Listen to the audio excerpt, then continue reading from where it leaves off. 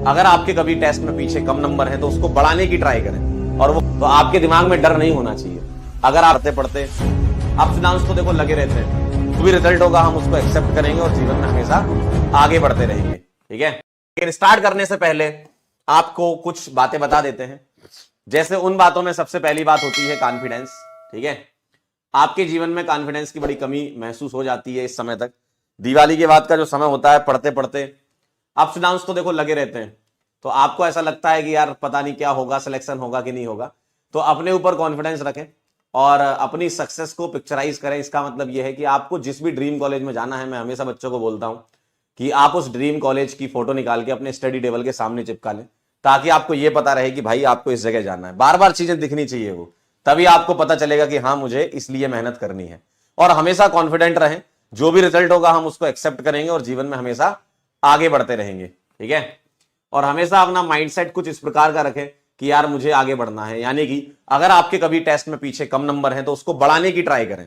और वो कैसे बढ़ेंगे? धीमे धीमे रिवीजन करके, क्वेश्चन की प्रैक्टिस करके, चीजों को दिमाग में रख के, अपने तरीके से कुछ आपने खुद की ट्रिक्स बना ली याद करने की चीजों को, है ना, या आपने खुद से कुछ निमोनिक्स बना लिए।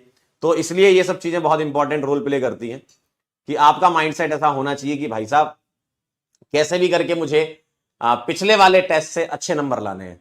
देखो, कभी भी दूसरों से कंपैरिजन ना करो। हो सकता है आपके दोस्त मित्र वगैरह किसी के अच्छे नंबर आ रहे हो, आपके अच्छे नंबर नहीं आ रहे हैं, तो आपको ऐसा लगता है यार वो ज्यादा पढ़ता है ना, उसका दिमाग ज्यादा तेज है, ऐसा फीलिंग आ जाती है। तो काफी कॉन्फिडेंस आपका लो हो जाता है। लेकिन आप भी ध्यान रखें कि आप जिंदा नहीं है, आपको जिंदा रखा गया है।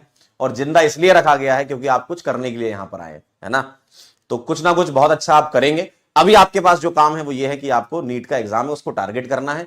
उसी के लिए हम प्रयास कर रहे हैं, उसी की हम ट्रेनिंग कर रहे हैं। ठीक है, और बिल्कुल भी डरे ना इससे कि रिजल्ट कुछ भी हो हम एक्सेप्ट करेंगे।